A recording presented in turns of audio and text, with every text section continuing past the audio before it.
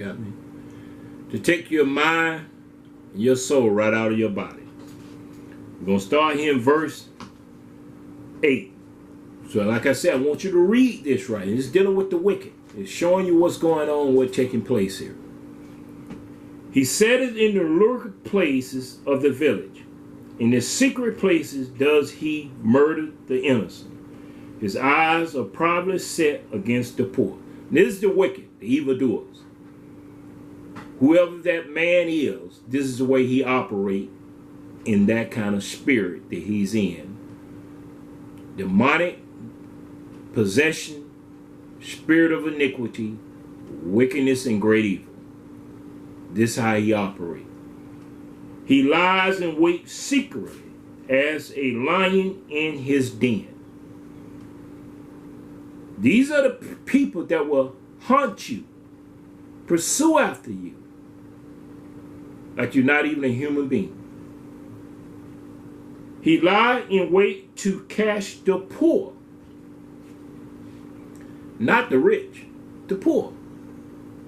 So you see, in slavery, they didn't mess with the rich. They messed with the poor because the rich were selling the poor for money value. For value of what they could obtain from another human being going into captivity. So the poor has always been what the rich man would oppress. What the rich man would do to them and their family because he had no conscience in doing it. But an evil man that is a murderer has no conscience neither in shedding innocent blood. He will keep doing it for the profit and for the sport of the poor. Let's read on what else. He lie in wait to catch the poor. He does catch the poor when he draw him into his net. This is how he catch the poor, when he draw him into his net. The net is laid there. And the poor can't see that there's a net out there that he's walking into or she's walking into. That's why when you say prostitution and you say prostitution ring and you begin to see how children are snatched up away, it's because there's a net laid there for them to catch them. And the first thing the person that land the net is to get the family distracted from their children.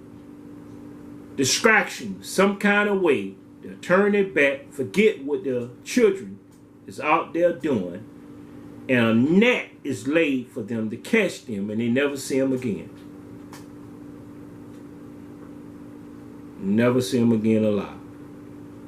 Because Satan had the net laid, and he had distraction to keep the parents from being able to look after their own children.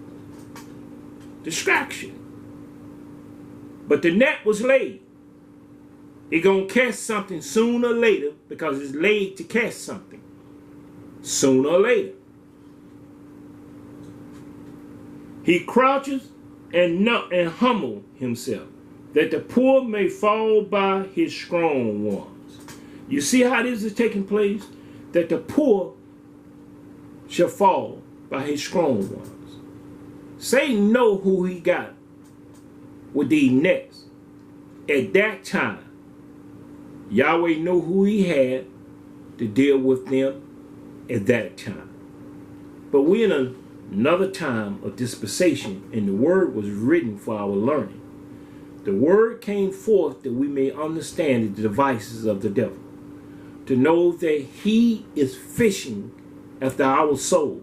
When Yeshua told Peter to put up his net, Satan grabbed the net and put it up for us,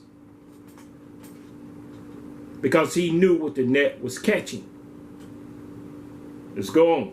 25, Psalm chapter 25, the book of Tehillim, chapter 25. We'll start here in verse 14. No, we'll start verse here. Verse 12. Tehillim 25, verse 12. What man is he that fears Yahweh? The question being is, what man? I'm going to speak on behalf of me.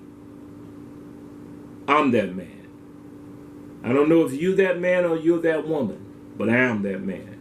I reverence my maker. I'm jealous over my maker because he's jealous over me. I love him because I'm in a marriage unto him. And he shared me with a marriage unto my wife.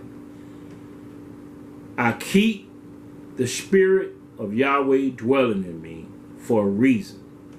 I don't know how to go out and come in without it. I want to be pure and conscious to discern when the tree of knowledge presents itself and when the tree of life living in me show me things.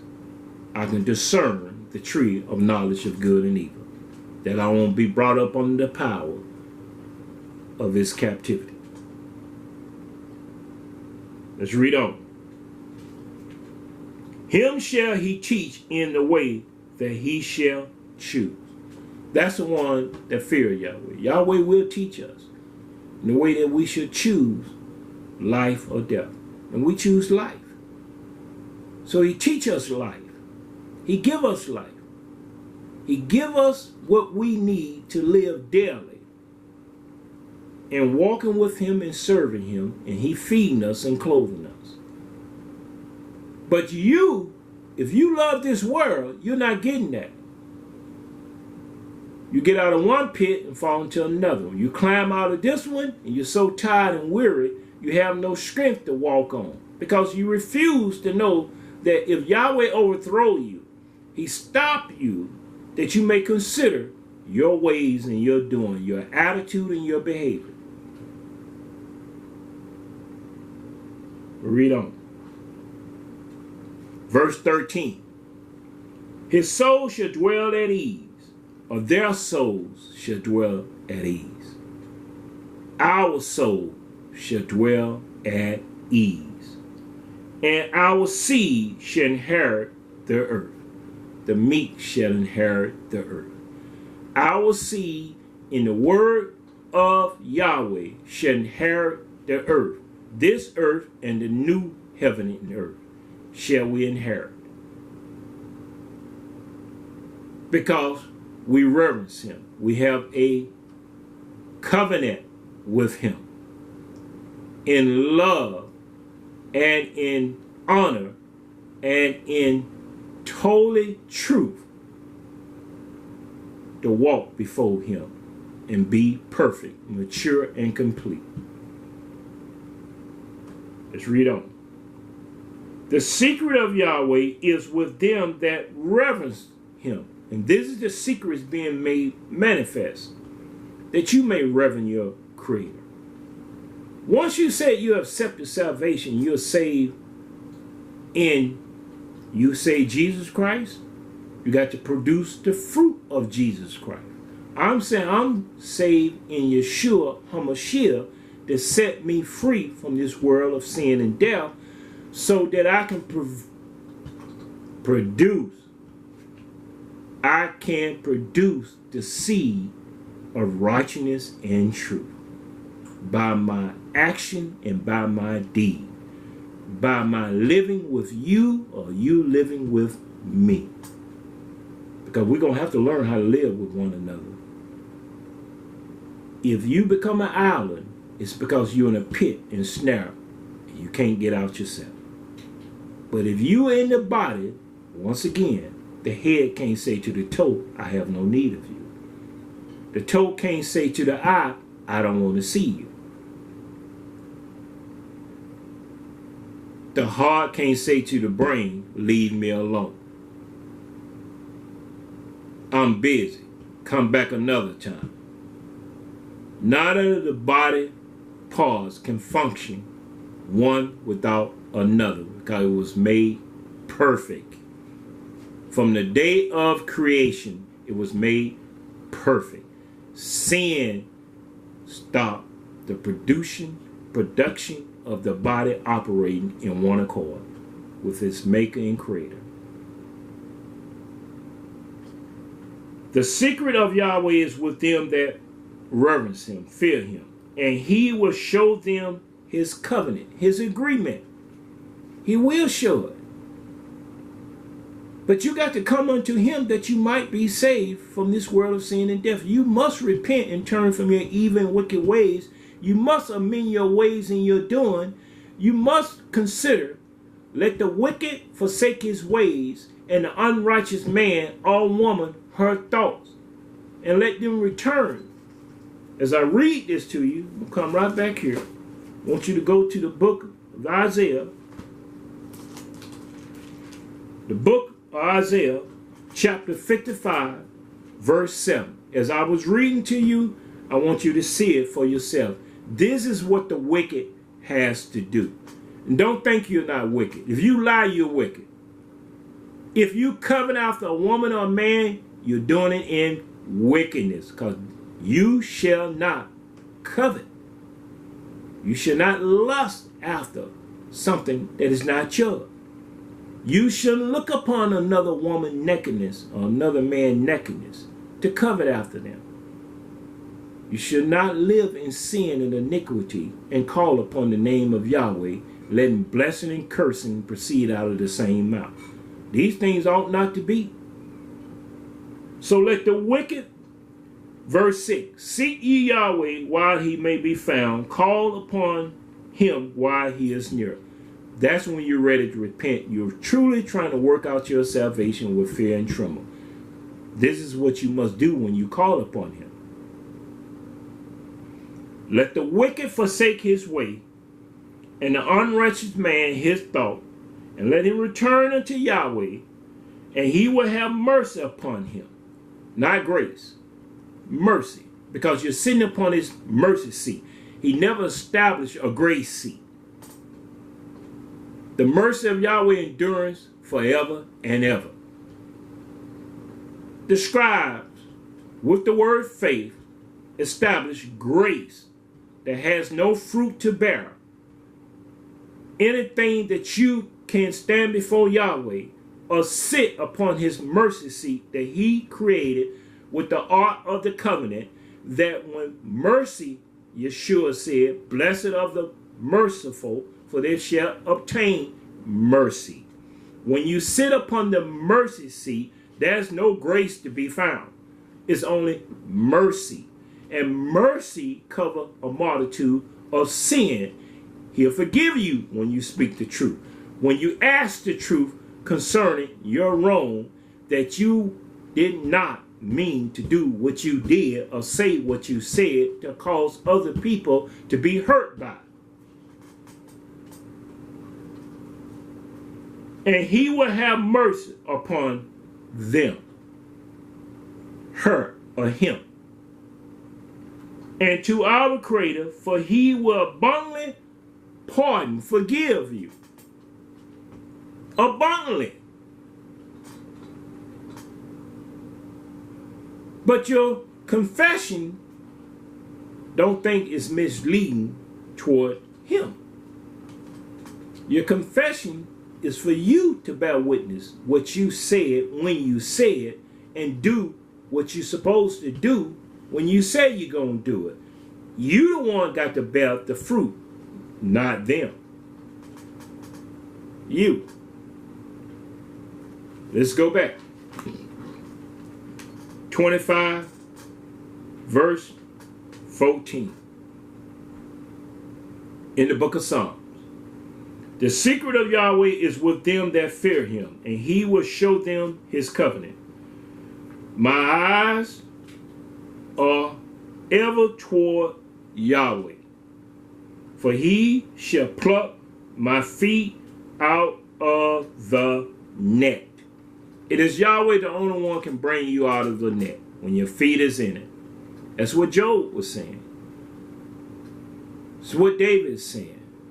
When a snare or a trap that is caused by the net, you fall into it, or if he put the net upon you to overthrow you, to stop you, that you can't go left, right, back, forward, you got to call upon him for him to do what? Pluck your feet, take your feet out of the net. Because if you don't, you'll die there. You'll starve there.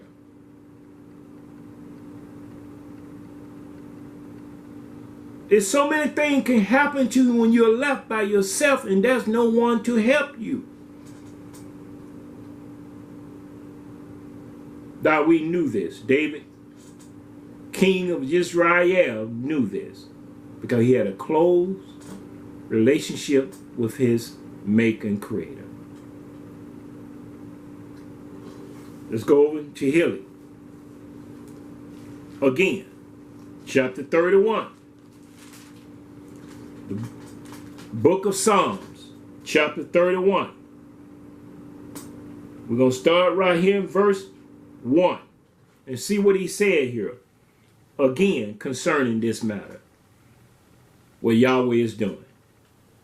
In you, O Yahweh, do I put my trust. Let me never be ashamed. Deliver me in your righteousness.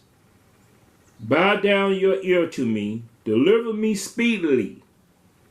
Be you my strong rock, for a house of defense to save me.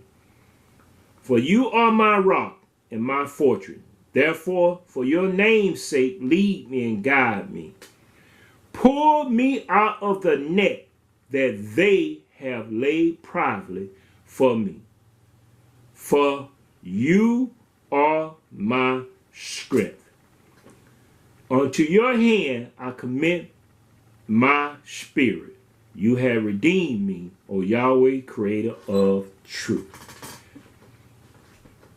See, without you speaking the truth and you fall into a net, you can't call on Yahweh to pull you out. Because you don't know, is it Satan net or Yahweh net? But one thing you must know, your integrity go before you. Are you speaking a lie or are you speaking the truth? Because people in situations love to tell the truth. They don't have a love to understand that they're lying against the truth. They don't have that kind of love for the truth. They'll persuade you with their love that is telling the truth. But they don't have a love to live in the truth. They will tell you they need help, this and that, but it's through a lying spirit. And this why, when Dawid said this, pull me out, verse 4, of the net that they have laid privately for me. You're falling into so many snares and net that Satan has laid for you. You don't know how to respond to your maker and creator to pull you out. You'll cry out to everybody else to help you. But you won't examine yourself and understand, have my way of doing things in life called me to be taken in a snare and a trap that the demons, that the evildoers, that the wicked have laid for me? So if I'm serving Yahweh, Yahweh know I failed in there. Only thing he's waiting for, oh Yahweh, pull me out, please. I can't help myself. I need your help, my maker and creator, for I love you and none else. You know this. You have proven me. My integrity speak the truth and I lie not. I need your help. I'm in a time of trouble. And if you don't have those words to speak coming out of you, it's because you're eating the fruit of your own doing. And Satan laid that for you to fall into. Not Yahweh, but Yahweh can pull you out, but it's Satan. For you are my rock, verse 3. You are my rock and my fortress. Therefore, for your name's sake, lead me and guide me. Pull me out of the net that they have laid privately for me. For you are my strength. They are the world. They are the people in the world. They are the one that Satan will use as his disciple to build these things for you to fall into. Not the righteous, but the wicked.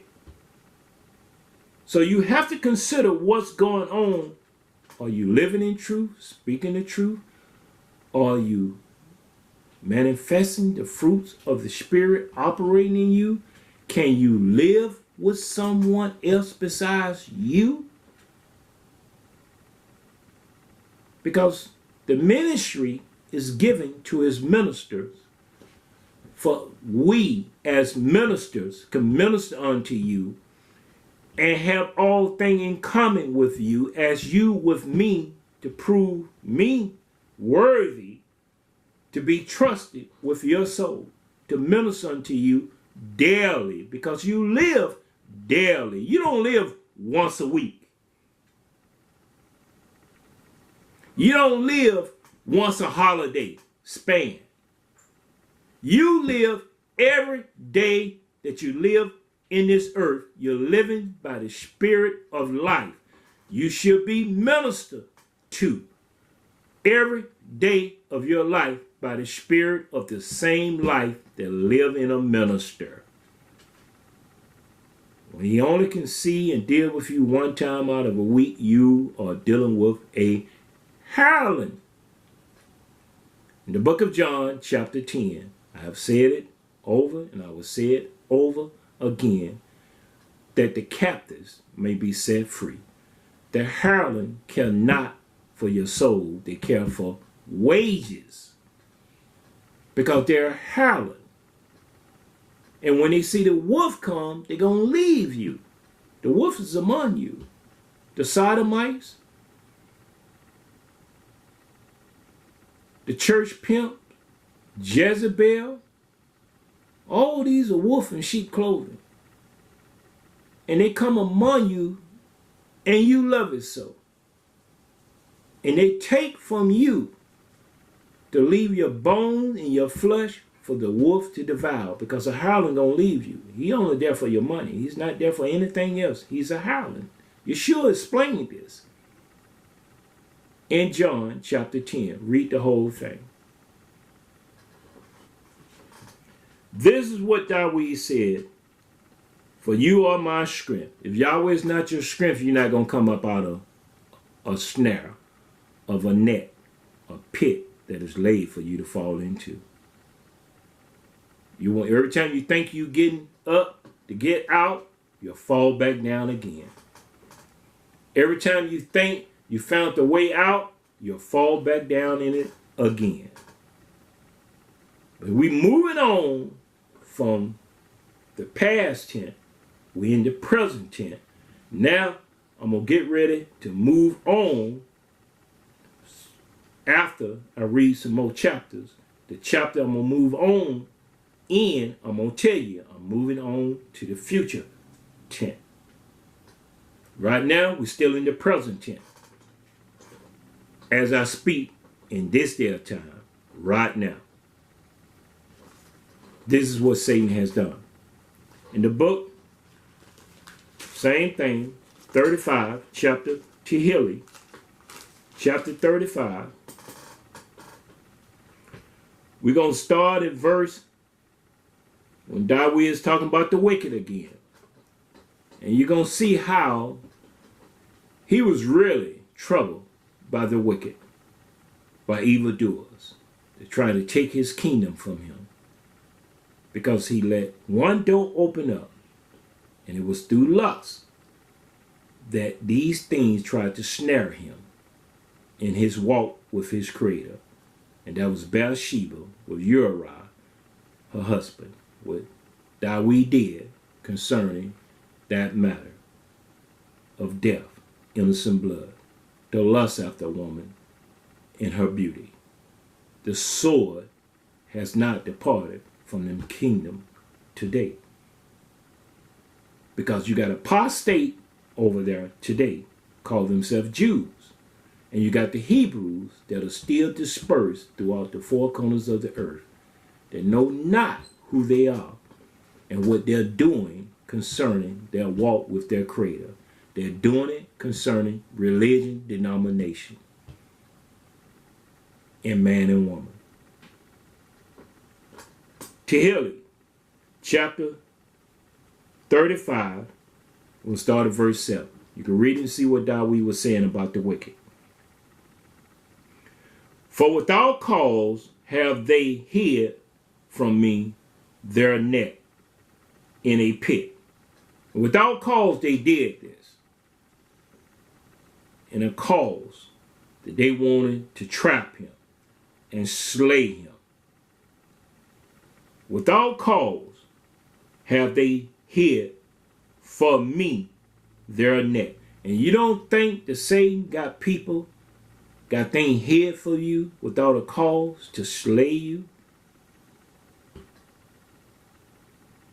The computer is a systematic system. And it's almost enforced that you can't buy, sell, lend, or borrow without the number, name, or the mark of Satan, the beast, Lucifer, the devil. The titles that he go by and the names that the scribes has given him. But he's a fallen angel that was cast out of heaven. He made war with Michael and the hosts of heaven. And Michael fought, and Satan fought, and his demons fought, the angels that was on his side. And they were cast out of heaven. And there was no place found for them anymore.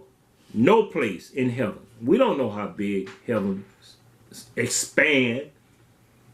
We don't know how far heaven go. We don't know the reach of the universe to begin to even inquire concerning heaven. But there was no place found for Satan in heaven anymore. Revelation chapter 12. You start at verse 10, and you'll see in verse 12, when Satan was cast out, they were rejoicing. They were rejoicing. Yahweh let his angel fall against Satan and his angel. And Michael them prevailed and cast them out. And it said, woe be unto the inhabitants of the earth and the sea, for the devil has came into you in great wrath, knowing he has but a short season left. We don't know what season that's going to be. Summer, winter, fall, or spring. But it's a season, and it's a short season that he has left. So you should rejoice and see how to get victory over the one that has invaded us in this earth. They've been cast into the earth. And he's using, once again, what Yeshua told his disciple to put up, Peter them, the net. And he's using to catch us as human beings in a net that he have disguised and said, now for the future tense, I'm going to call it the internet, and they still won't know what they're walking into. I'm going to call it a world wide web that go all the way around in a circle and catch souls at will in my net, in my well, in my snare. Because remember, I said when the fish 3-4 hours was calmed down, the fish couldn't wiggle out no more, they was dying. And what he began to do was drag the net in. Pull it in. Pull it in. And take the fish one by one off the net. Those that were so beat up and messed up, he cast them back in. The ones that was good, he put them over into his cart of a big old container and began to know how much he caught by numbers. And I saw then, this is great evil. What if we're in this system like this? We was. When Yahweh revealed the secret to me, freely I received it, and freely I'm giving it back to those that got ears to hear what the Spirit is saying to you. Freely. This was taking place. It was taking place because it is real. It's real. And it's caused so many of your sons and daughters, mothers and fathers, in the world wide web, that they can't rule over their own spirit. Once they go into it, and a man mostly go into pornography, to look upon nakedness of women. Women now can use it for any gain and profit they want to. They can do the same thing. The computer is a program to produce good or evil. If your mind is already set on evil, it will show you great darkness that you'll never get back to the light. It'll leave you in that darkness that you'll walk outside of your house and perform that darkness that you've been trapped in inside of your house. And that's why it'll be few that shall be saved.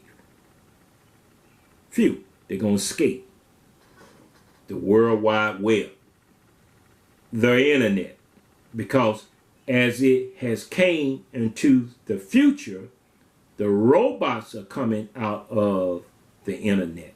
They're inventing the machines now, as I speak, to govern you, to watch over you, as they say to you, to help mankind. But Satan has not helped mankind since he's been casted out. If you know history, there's nothing been but violence and force and innocent blood being shed. That's by him and his angels. This is what's going on now before you. But you're caught in a web, and the computers is getting ready to come out. You're caught. You can't live or do anything without the system of the internet. You're caught. I'm in the future. You're caught. You in this web. Now what he's bringing, the machine to devour you, because you can't get out. You don't cry to your maker and creator. You won't ask him for help. You're brought under the power of these things. Now, when I said brought under the power of these things, I'm going to come back to this right here in verse 8 and read this right here to you, for you can see what I'm saying being caught under the power of this. In 1 Corinthians, this is what David was saying here. 1 Corinthians, we're going to see 1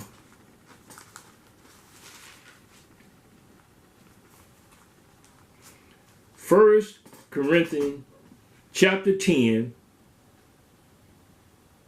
I'm going to start at verse 20. We're going to see what he said concerning this matter here. And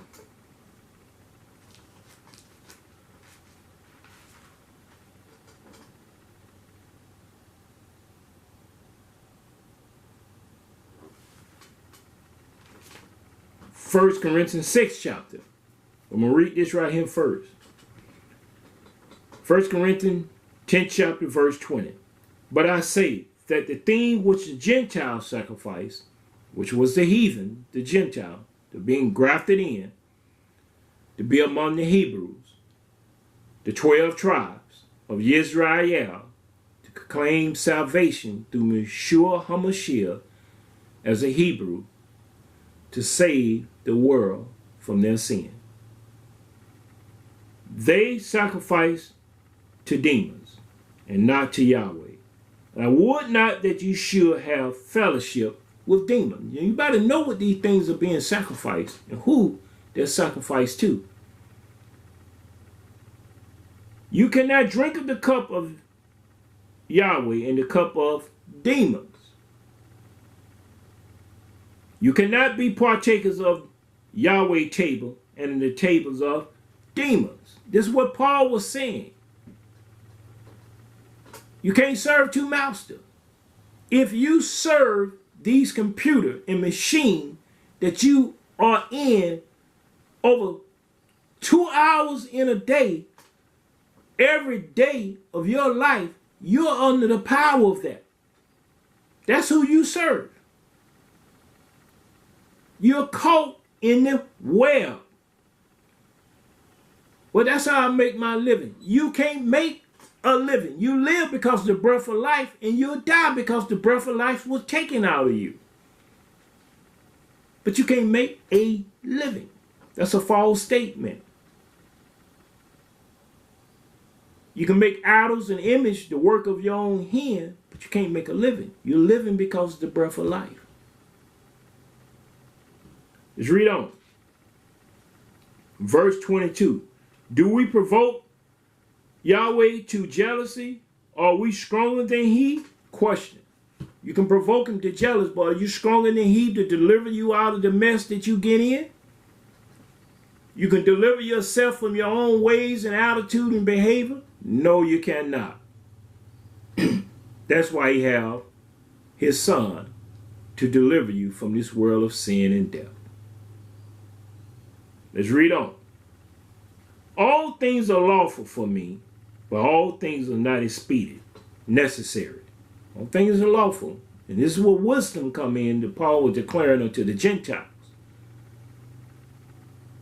All things are lawful for me, but all things edify not. It don't edify. They're lawful, but you're going to have the spirit of Yahweh to know what is lawful and not. Let's go ahead in the 6th chapter, 1 Corinthians. Go back to the 6th chapter. You were just in the 10th chapter. Let's go back to 6. And we're going to read right here. In verse 11. Of such was some of you, but you are washed, you are all sanctified, you are justified in the name of Yeshua HaMashiach by the Spirit of Yahweh. That's what Paul was saying to them, coming out of sin and iniquity. But when you come out of sin and iniquity, you don't know snares and traps and nets are laid for you to catch you. So Paul going to express this right after he said this. He just said it over there. This is the second time he's making this statement be known to the Corinth people. All things are lawful unto me, but all things are not expedient, not necessary. You better learn what is necessary for you, what is not necessary for you. All things are lawful for me, but I will not be brought under the power of any. Because giving you an example, what can bring you up under the power of things, lawful or needed. Meat for the belly and the belly for food. But Yahweh shall destroy both it and them. Now the body is not for fornication, but for Yahweh, and Yahweh for the body. When he expressed he would not be brought under the power of any, he understood what was necessary for him and what was lawful for him. But he wasn't going to let anything, even the belly that the food go in, can bring him under the power of it. That's why Yahweh, going to describe both of them. Describe both of them. Because you can eat and become glutton every day and get so big and so fat from unhealthy food, from unhealthy things that you're doing to yourself, forgot you were bought with a price. Whether you serve him or not, you still were bought with a price. If you come to the one that purchased you, you shall be saved. If you don't, you're going to be down. But you still was bought. So you have a way out. But if you don't accept the way out, then this is what gonna take place. Snares and pit and net is before you. And Satan has made it the internet. It's before you. And you're brought under the power of it, that you serve it more you serve your creator. And you try to use it now.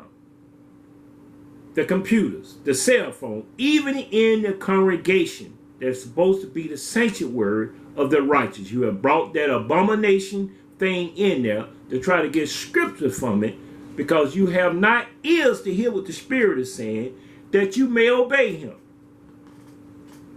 I don't need to tote my Bible no more. I got a cell phone. It can pull me up the chapter and verse. I can use my cell phone now. You're brought under the power of it. That's why you use it that way. You don't use it because it's not needed.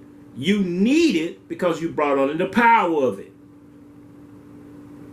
And you're not set free from this world of sin and death, because death is working in you. For the wages of sin is death. It's working in you. Not life. Not life. You've been brought under the power of the system, the things that man has invented. Now, all things lawful for me. It's lawful for me to have this computer. But I'm not going to be brought under the power of the computer. We deal our business, we deal our affair with it. But we do not live by it.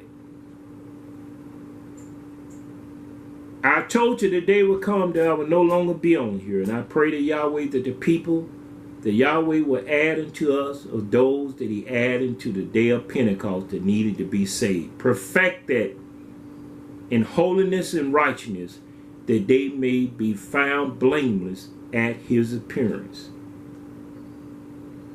That's my duty. To be an example before the believers, in body and spirit, in deeds, in word, and conversation. And it's your duty to show yourself whom you serve. You can't serve two masters. That's why Shaul said, Paul said, all things lawful for me, but all things not necessary. All things is useful, but I won't be brought under the power of any. Because he knew there was spirits behind it, power that Satan was using to catch people with. In his time, how much stronger you think it is in our time? Our time. When all these things been invented before you that was not before them. What they had before them, they was caught in it. The snare. The net. Let's go back. Book of Psalms. 35 verse 8. We'll start at verse 7 again. For without cause have they hid for me their net in a pit, which without cause they have digged for my soul. They wanted his soul. They dig that as a burial place, and his chain Satan will get the soul from the body. Let destruction come upon him at unaware, and let his net that he had. Now notice this, what that we is saying here, King David is saying here. Let his destruction come upon him at unawares, and let his net that he had hid catch himself. You see, the people that live by the net gonna die by the net. And the people that live by the internet and the World Wide Web gonna die by the robots and the machine that gonna come out of the World Wide Web. The machine gonna try to love you in the replace of your making creator, for you to have confidence in what they can do for you. But the builder and the maker is Satan. And Satan has no love for us as human beings. But you love the things that he invent and put before you: statues, idols, sorcery, witchcraft, voodoo, adulteries, fornication, entertainment, arena, sports, entertainment. All that bring you up on the power of it. And you love it. Because you don't come off of my money and be separated, said Yahweh. That you be not partaker of her sin, neither receive of her plague. You're in the midst of it. You love it. So you can't love Yahweh. You can't serve two masters. So this is the day of salvation. Choose you this day whom you gonna serve. Because if you don't choose Yahweh, then he's not going to try to stop you now. Going to let you reap what you sow. He's not mocked. It's another dispensation before you. I read the past dispensation. I read to you the present. And I'm reading to you the future. And he's the same yesterday, today, and forevermore. So if he intervened, it's because you was anointed. They laid a snare and trap before you, and they fell into their own one. But because you rebel, you'll fall into a snare and net the same got before you and take you away. Excuse me.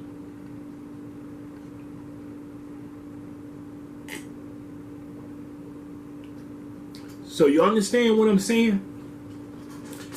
I pray that you do. You can't serve two masters in a world wide web and the internet. Only one gonna pull you out and one gonna consume you within it. So you about to choose which one you're gonna serve. We'll read on here. Let destruction come upon them and unaware. Yeah. Now we say him. Excuse me.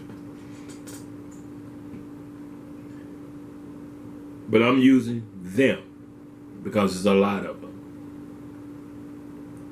And unaware.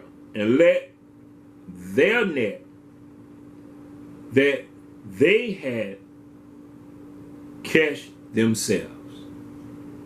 Unto that very destruction let them fall. And if this is not taking place in your conversation with Yahweh and his people, that's because something is wrong. Because these people are doing it to you. In the book, and you can see this right here. Let destruction come upon him at unaware, and let his net that he had catch himself. Over here in the book of Thessalonians, New Testament, 1st chapter, 5th chapter. We go to the 5th chapter. And we're going to see here.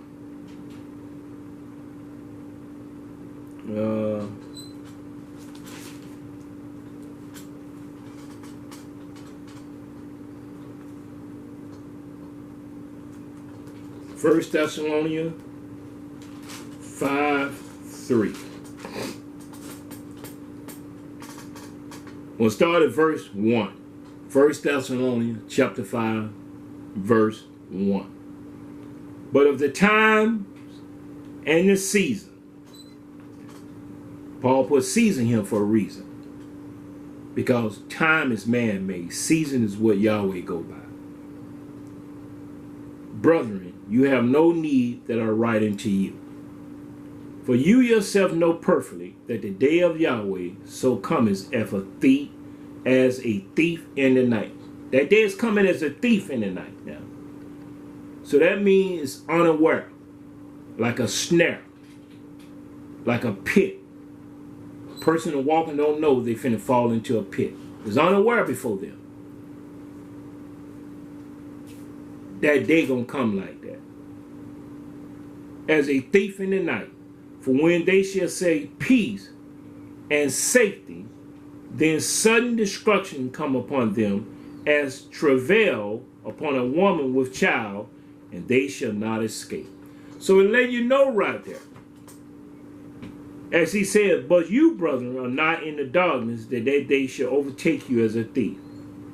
You are all the children of light, and the children of the day were not of the night, nor of darkness. So if the light of the body that is in the eye is not single, then the whole body is full of darkness. And if the light of Yeshua is not in the body, the whole body is possessed with spirits of iniquity, to do wrong, talk wrong, live wrong. But here it said, they shall not escape. And that means when Satan got you in safe and peace, and you say peace and safety, then sudden destruction come upon you. Just like it was said over here in verse 8 of 35, chapter 35, verse 8, let destruction come upon him at unaware. It's the same thing you're saying over here in verse 3. Then sudden destruction come upon them as travail upon a woman with child. It's all of a sudden comes, she's not aware of, boom, is coming. The child is being delivered. And they shall not escape. This is what is taking place when the day of Yahweh come upon the earth, and those who are still in the earth living at that time. We may not all be living at that time, but the time we're living in now is the breaking of the bread of Satan, revealing the destruction upon human flesh, the AI, artificial humanoid robot that came through the internet, the computer chips, the programs that were being made, that you thought you had job and career jobs doing these things, but it was setting itself ready for something to walk like you, talk like you, act like you, to overtake you in the snares, in the net that you are in. Because he laid the net for you, for us as human beings. Now, with that taking place right there, we'll come back over here in the book of Michael, minor prophet. Michael, chapter 7. Chapter 7. We'll start at verse 1. Listen what the prophet said in the chapters concerning what he saw concerning this matter. Verse 1. Woe is me, for I am as when they have gathered the summer fruits, as the grape gleaning of the vintage. There's no clusters to eat. My soul desire the first ripe fruits. This is what taking place that he described the trouble he was in, dealing with the hunger that he was going through. The good man is perished out of the earth. The good man is gone from the earth. And if the good man is gone from the earth, what's left in the earth is the wicked man. So in his time, present tense to the future tense, he saw what was taking place. What he said here, and there is none upright among men. There's none upright among men. They all lie in wait for blood. They hunt every man his brother with a net. With a net.